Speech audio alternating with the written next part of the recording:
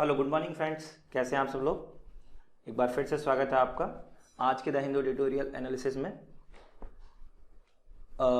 आज हम लोग द हिंदू से एक आर्टिकल लेंगे एंड उस आर्टिकल को हम थॉरोली डिस्कस करने वाले हैं आपके साथ। एंड मैं बस आप लोगों से एक रिक्वेस्ट करूंगा कि शुरू करने से पहले आप लोग एक पेन एंड पेपर अपने हाथ में ले लीजिए।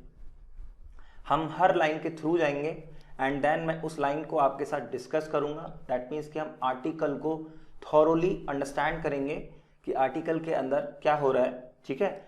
और पेन एंड पेंसिल इसलिए लेना है क्योंकि हमें कुछ चीज़ें नोट करनी है ताकि हम उनको बाद में मेमोराइज कर सकें, है ना। वो हमारे एग्जाम के पॉइंट ऑफ व्यू से इंपॉर्टेंट होंगी। तो चलिए शुरू करते हैं।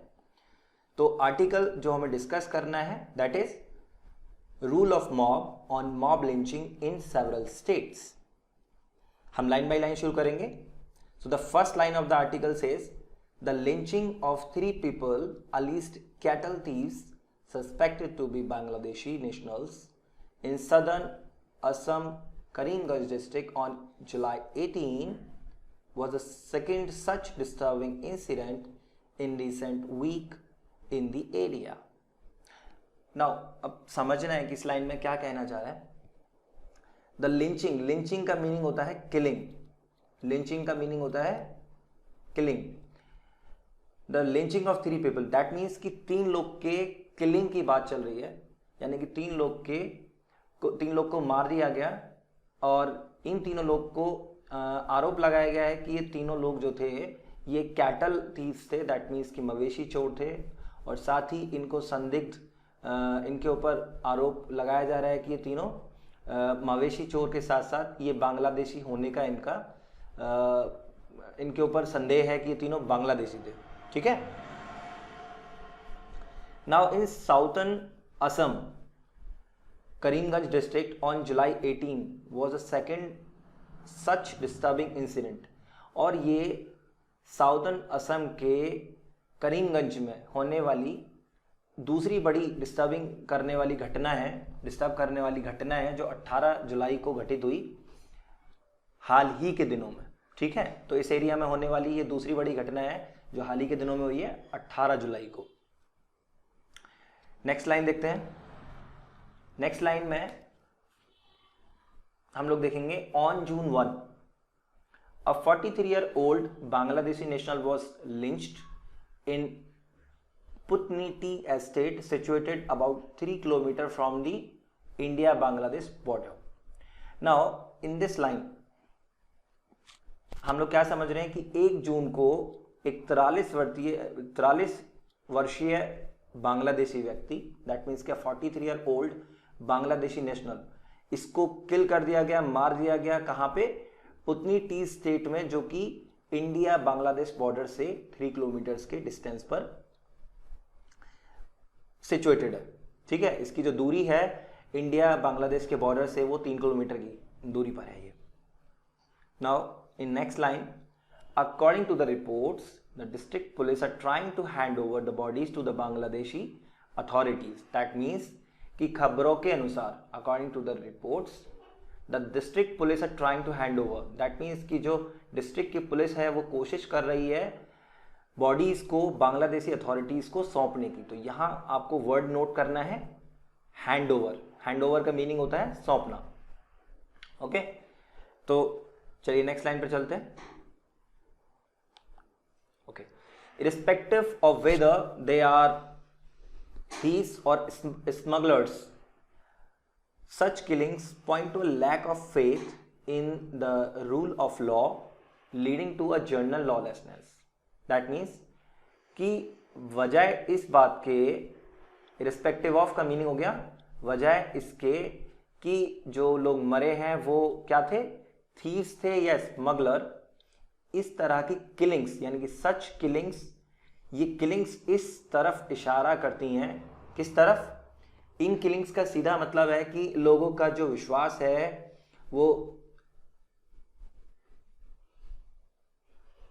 कानूनी शासन के अंदर, जो लोगों का विश्वास है वो कम है, कमजोर है, ठीक है। ये इस तरफ इशारा करती है और ये हमें अग्रसर करती है किस ओर?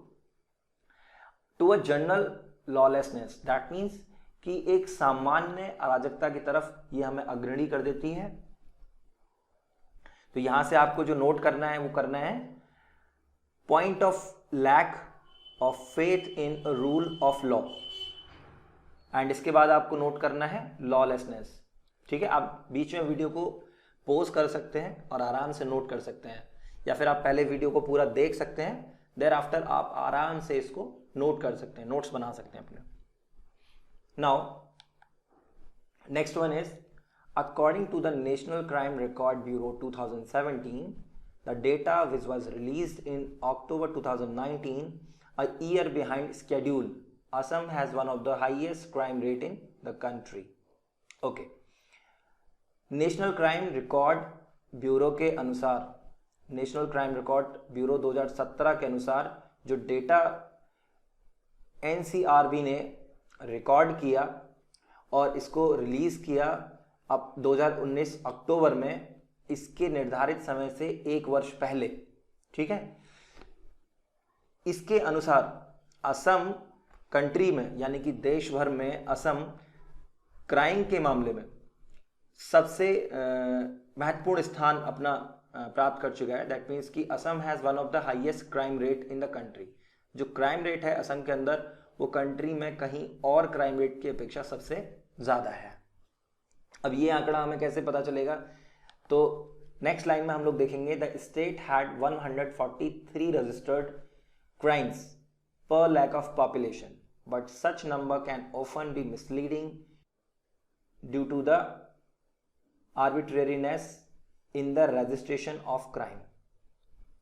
ओके, अब क्राइम में हम कह रहे हैं कि असम कंट्री के अंदर सबसे बड़ा अपना स्थान बना चुका है, और ये बात इस लाइन से क्लियर होती है। कैसे कि स्टेट हैड 143 रजिस्टर्ड क्राइम्स, यानी कि स्टेट के अंदर, राज्य के अंदर हर 1 लाख की जनसंख्या में नंबर ऑफ क्राइम रेट्स जो रजिस्टर हुए हैं वो 143 हुए हैं। लेकिन but such numbers can often be misleading, that means कि इस तरह के नंबर्स जो ये संख्या है आपके पास 143, ये एक मिसलीडिंग यानी कि भ्रम पैदा करने वाली भी हो सकती है। क्यों?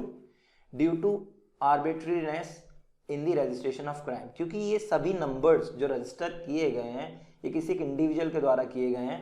दैट मीन्स कि जो इंडिविजुअल है वो अपने मन से नंबर्स के साथ में थोड़ा छेड़छाड़ भी कर सकता है। दैट मीन्स कि रिकॉर्ड कंप्लीटली आप इसको ट्रू नहीं मान सकते हैं, बस, है ना। नाउ यहां से आपको जो वर्ड नोट करना है वो करना है आपको मिसलीडिंग एंड आर्बिट्रेरीनेस, है ना। ये 2 वर्ड्स आपको नोट करने हैं यहां से। Now moving to the next line, we have the varying standards of prosecution of crime across the country add further challenges to the rule of law. ध्यान से समझना है, the varying standards of prosecution यानी कि prosecution के बदलते हुए मानक of crime across the country, देश भर में क्राइम के प्रति प्रोसिक्यूशन के बदलते हुए मानक क्या कर रहे हैं, at further challenges to the rule of the law. That means कि कानूनी शासन के रास्ते में और बड़ी चुनौतियां खड़ी कर रहे हैं, है ना। ये जो मानक है प्रोसिक्यूशन के, इनके बदलने की वजह से जो रूल्स हैं लॉ को कंप्लीटली पूरी तरह से इम्प्लीमेंट करने के लिए ये उसके रास्ते में नए नए चैलेंजेस, चुनौतियां खड़ी कर रहे हैं, है ना। तो यहां से आपको 2 वर्ड्स नोट करने हैं, varying that means changing and prosecution. Okay, ये 2 वर्ड्स आपको नोट करने हैं यहां से। Now moving to the next line, the anecdotal trends suggested a spike in mob lynching in recent years. अब ध्यान से समझना है, एनेक्डोटल ट्रेंड्स का मीनिंग होता है एक तरह से कह लेंगे अफवाह या सुनी हुई बातें या खबरों के अनुसार, ठीक है। तो सुनी सुनाई बातों के अनुसार अगर माने तो रिसेंट ईयर्स में जो मॉब लिंचिंग है यानी कि भीड़ की वजह से होने वाली जो मृत्यु है, जो भीड़ की वजह से मरने वाली संख्या है, ये बढ़ी है, ठीक है। इसमें एक स्पाइक आया है, इसमें एक वृद्धि हुई है। often incited by malicious dissemination of false accusation of cow slaughter, kidnapping of children and theft through the social media. अब यहाँ बहुत अच्छे से ध्यान देना है कि इन सब घटनाओं को प्रेरित करने के पीछे, इंसाइट करने के पीछे ये मैल डिसेमिनेशन, दैट मीन्स कि इन सब घटनाओं को बुरी तरह से जब ये फैलती हैं तो इनके होने की वजह क्या होती है?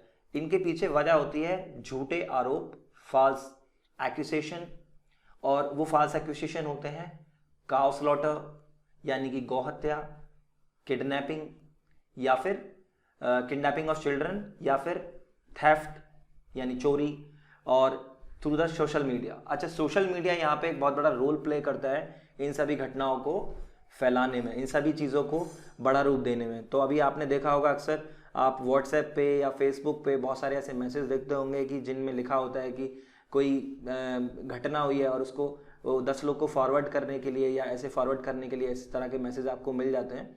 तो ये सभी जो घटनाएं हैं इनके बड़े रूप में बदलने के पीछे ये सोशल मीडिया, ठीक है, बहुत बड़ा रोल प्ले करते हैं.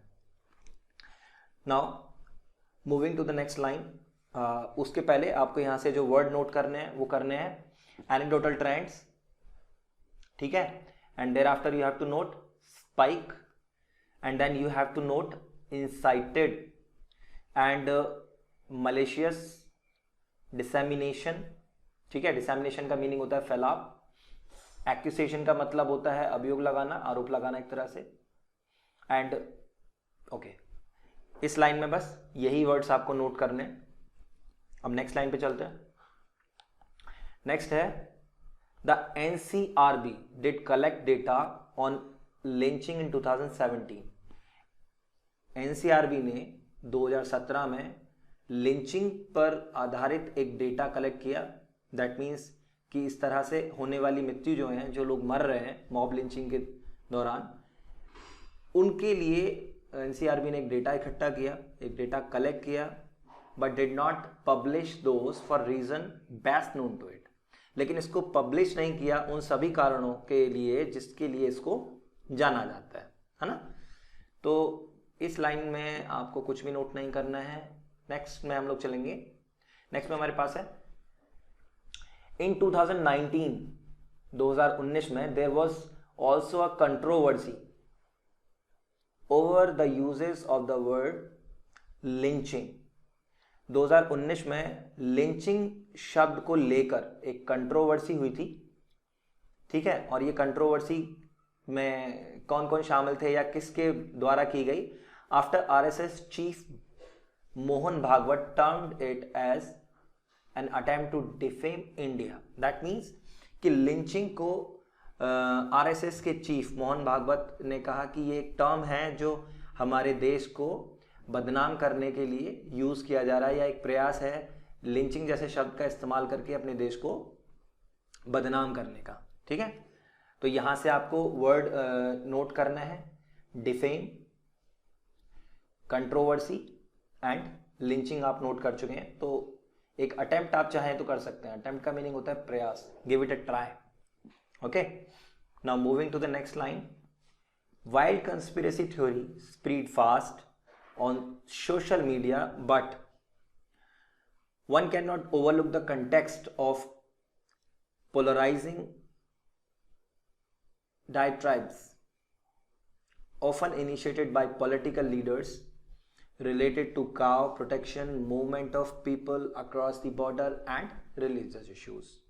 कहने का मतलब है wild conspiracy theory, that means कि जो वाइल्ड कंस्पिरेसी थ्योरी होते हैं ना, ये बहुत तेजी के साथ फैलती है. जंगली षड्यंत्र जो होते हैं वो बहुत तेजी के साथ फैलते हैं, इस तरह के सिद्धांत जो होते हैं, और इनको फैलाने में जो सबसे बड़ा रोल प्ले करते हैं वो होते हैं हमारे social media. That means social media like Facebook, WhatsApp, Twitter and all those, ठीक है.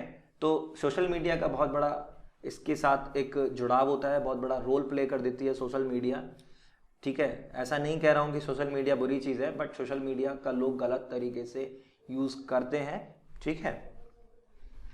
But one cannot overlook the context of polarizing diatribes. That means कि कोई भी इस प्रसंग से अपने आप को अछूता नहीं रख सकता, दैट मीन्स अपने आप को नज़रअंदाज नहीं कर सकता है कि इस तरह की घटनाओं की जो आलोचना है हम उनसे अपने आप को, अपनी आंखें बंद नहीं कर सकते, ठीक है, हम अपनी आंखें उनसे नहीं फेर सकते हैं। Often initiated by political leaders, और ये जो घटनाएं हैं, इस तरह की जो घटनाएं होती हैं उनको जो इनिशिएट किया जाता है वो मोस्टली पॉलिटिकल लीडर्स के द्वारा किया जाता है, और इनको इनिशिएट करने के लिए जो पॉइंट्स जो यूज़ किए जाते हैं, जो चीज़ें यूज़ की जाती हैं, दे आर मोस्टली काव प्रोटेक्शन, लाइक गौ रक्षा, है ना, and movement of people across the border, that means कि लोगों का बॉर्डर के इधर उधर जाने का मुद्दा, या फिर समटाइम्स इट इज़ अ मुद्दा ऑफ रिलीजियस, दैट मीन्स कभी कभी ये धार्मिक मुद्दा भी हो सकता है। So these are the things. Now you have to note here one word, overlook and polarising and diatribes. Okay, diatribes का मतलब होता है कड़ी आलोचना, है ना, और पोलराइजिंग का मतलब होता है ध्रुवीकरण। ओवरलुक का मतलब होता है नज़रअंदाज करना, है ना। आप सिर्फ नोट कर लीजिए, इन सबको मैं आपको वीडियो के लास्ट में मैंने आपके लिए इनको एक जगह पे रखा है, और वहाँ से आप इनको आराम से भी नोट कर सकते हैं चाहे तो बाद में। फिलहाल आप बस मेरे साथ हर लाइन को समझते जाइए। Now next line we have, the victims are invariably from vulnerable groups, that means कि हर बार जो हमारा पीड़ित होता है वो कमज़ोर होता है, ठीक है, यानी कि जो पीड़ित बनता है इन सब चीज़ों में, जो व्यक्ति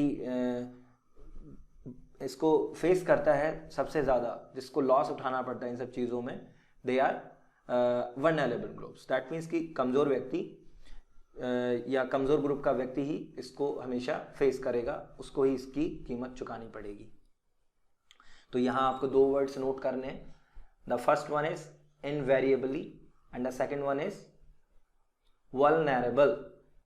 Okay, now moving to the next line, whatever name one call it by, lynching are an abomination that must have no place in democratic society which India prides itself to be. That means कि चाहे कोई इसे कुछ भी कहे, whatever name one call it bye, कोई इसे कोई भी नाम दे, ठीक है। लिंचिंग जैसी घटनाएं हमेशा कैसी होती हैं, घृणात्मक होती हैं, अबोमिनेशन होती हैं, और इनको किसी भी तरह का जो लोकतांत्रिक, इनकी कोई जगह नहीं हो सकती हमारे लोकतांत्रिक समाज के अंदर, ठीक है। That must have no place in democratic society which India proud itself to be, जैसा कि भारत अपने ऊपर गर्व करता है किस चीज़ के लिए, कि वो एक डेमोक्रेटिक सोसाइटी है ना, लोकतांत्रिक समाज है। नाउ आपको जो वर्ड नोट करना है यहाँ पे, वो करना है call it by, abomination and democratic society, ये आपको वर्ड्स नोट करने हैं। Now next line, lynching are a uniquely settling derailment of governance, that means कि जो लिंचिंग की घटना है, इस तरह की जो घटना होती हैं, ये कंप्लीटली शो अप करती हैं हमारे शासन के असंतुलन को, ठीक है, शासन के असंतुलन को ये शो करती हैं, जिसकी वजह से ये होती हैं। While an act of mob violence is itself is a sign of failure of law enforcement, और मॉब वायलेंस जैसी जो घटना होती है ना, ये क्लियर एक इंडिकेशन होती हैं जो हमें साफ साफ ये दिखाती हैं कि लॉ इन्फोर्समेंट प्रॉपरली हमारा इम्प्लीमेंट नहीं हो रहा है ना, जो नियम और कानून है उनको प्रॉपरली इम्प्लीमेंट नहीं किया जा रहा है, या वो इम्प्लीमेंट नहीं हो रहे हैं, जिसकी वजह से इस तरह की घटनाएं होती हैं। It is committed to an apparent consideration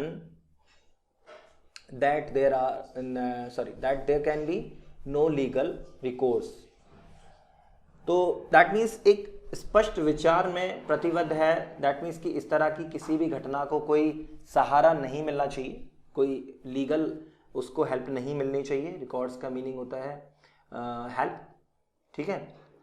तो यहाँ से हमें कुछ वर्ड नोट करने हैं, यहाँ से हमें वर्ड नोट करना है लॉ इन्फोर्समेंट, है ना। मॉब वायलेंस यानी कि भीड़ हिंसा, एंड ठीक है, यहां से बस हम इतना नोट कर लेंगे। Moving to the next line, we have in a pathological subversion of principles, that means कि नियमों के, सिद्धांतों के तोड़ फोड़ में, ठीक है। अब ये सारी घटनाएं हो रही हैं तो जो हमारे सिद्धांत हैं, जो नियम है वो टूट रहे हैं। कहने का मतलब ये है, the police inaction in case of mob violence is reciprocated by apparent public sanction of extra judicial punishment by the police. अब पुलिस की निष्क्रियता इस तरह के मामले में एक तरह से आप कह सकते हैं कि एक कारण है, एक सहमति है जो एक मॉब को यानी कि एक भीड़ को पुलिस द्वारा असाधारण दंड की एक स्पष्ट सार्वजनिक मंजूरी के कारण मिल जाती है, ठीक है। नाउ यहां आपको जो चीजें नोट करनी है वो करनी है आपको सबवर्जन, और यहां आपको नोट करना है रेसिप्रोकेट, एंड एक और वर्ड आपको नोट करना है यहां पे एक्स्ट्रा जुडिशियल, है ना। ये 3 वर्ड यहां से आपको नोट करने हैं। चलिए नेक्स्ट लाइन पे चलते हैं। All this bodes is ill for the country. अब ये सभी घटनाएं जो हो रही हैं, मॉब लिंचिंग हो रही है, हमारा लॉ इन्फोर्समेंट प्रॉपरली इम्प्लीमेंट नहीं हो पा रहा है, या ये सारी चीज़ें जो हो रही हैं, ये सभी किसी कंट्री के लिए अच्छे साइन नहीं है, ठीक है, अच्छे लक्षण नहीं है। That means all this bodes is ill for the country, यानी कि ये सारे लक्षण जो हैं देश के लिए अच्छे नहीं हैं। तो आपको यहाँ नोट करना है बोर्ड को, है ना। Moving to the next line, mob violence indeed defame the country and there must be stringent interventions by the police to bring an end to this। देखिए, मॉब वायलेंस जैसी घटनाएं जब होती हैं तो वास्तव में ये हमारे देश के लिए एक बदनामी वाली चीज़ है, ठीक है। जो कंट्री की एक इमेज है इससे खराब होती है, देश की एक छवि खराब होती है। And there must be stringent interventions, that means कि इसके लिए पुलिस के द्वारा कड़े हस्तक्षेप किए जाने चाहिए, ठीक है, ताकि इसको रोका जा सके। To bring an end to this, अगर इसको रोकना है तो पुलिस के द्वारा इसके लिए कड़े हस्तक्षेप किए जाने अति आवश्यक है। तो यहां से आपको वर्ड नोट करना है। आप यहां से नोट कर सकते हैं Indeed, defame and stringent intervention. इसका मतलब होता है कड़े हस्तक्षेप, ये आपको नोट करना है। Now moving to the next line, we have the political leadership also has a role to play in questioning the social consent that allows mob violence. यानी कि राजनीतिक नेतृत्व की सामाजिक भूमिका पर सवाल उठाने में भी भूमिका होती है, जो भीड़ की हिंसा को अनुमति देता है ना। तो जो पॉलिटिकल लीडरशिप है उसको ये पूरा राइट है कि वो सामाजिक भूमिका पर अपना सवाल उठाए, ठीक है, क्योंकि सामाजिक जो समाज के अंदर घटनाएं हो रही हैं उसमें समाज का ही योगदान है ना। तो that's all for this article. अब यहाँ मैंने आपके लिए कुछ वर्ड्स नोट किए हैं, अगर आप चाहें तो उनको यहाँ से नोट कर सकते हैं। बाकी इन वर्ड्स को मैं प्रॉपरली इनके सेनोनियम्स और इनके प्रॉपर यूजेस के साथ आपको जल्द ही अवेलेबल कराऊंगा। जल्दी ही एक नेक्स्ट वीडियो में इनके एंटोनियम्स एंड सेनोनियम्स के साथ में मैं आपको प्रस्तुत करा दूंगा। तो आप इनको फिलहाल यहाँ से नोट कर सकते हैं एक रफ नोट के लिए, है ना। बाकी इनको मैं आपको जल्दी ही अवेलेबल करा दूंगा। दैट मीन्स लिंच का, अब पहला हम देखेंगे लिंच का मीनिंग होता है टू किल, दैट मीन्स मार डाला या मार डाला, ठीक है। To kill for some supposed offence without a trial. Lawlessness का मतलब होता है अराजकता, the state of order due to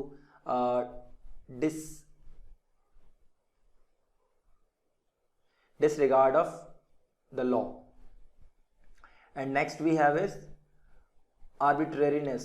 इसका मीनिंग होता है based on determined by individual preference. Next one we have prosecution. Prosecution का हिंदी मीनिंग होता है अभियोजन. एंड anecdotal, इसका मतलब होता है किस्सा संबंधी, यानी कि सुनी सुनाई बातें जिसका कोई फैक्ट ना हो. ठीक है. डेसिमेशन का मीनिंग होता है फैलाव, प्रसार. एंड डिफेम का मीनिंग होता है बदनाम करना, नोटेरी. एंड ओवरलुक का मीनिंग होता है नजरअंदाज करना या अनदेखी कर देना. डायट्राइब का मीनिंग होता है अभियोगात्मक भाषण या तीखी आलोचना.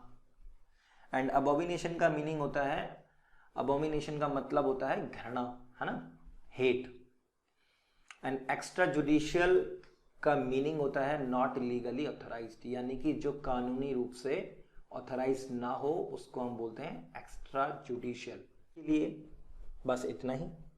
जल्दी ही आपसे मिलूंगा एक और नई वीडियो में जहां मैं आपको इस आर्टिकल से रिलेटेड और कुछ और important vocabulary words, synonyms and antonyms with their uses मैं आपको लेके आऊँगा आज दिन में 12:30 बजे. तो आपसे निवेदन करूँगा कि अगर आपको वीडियो पसंद आई हो तो आप वीडियो को लाइक कीजिएगा.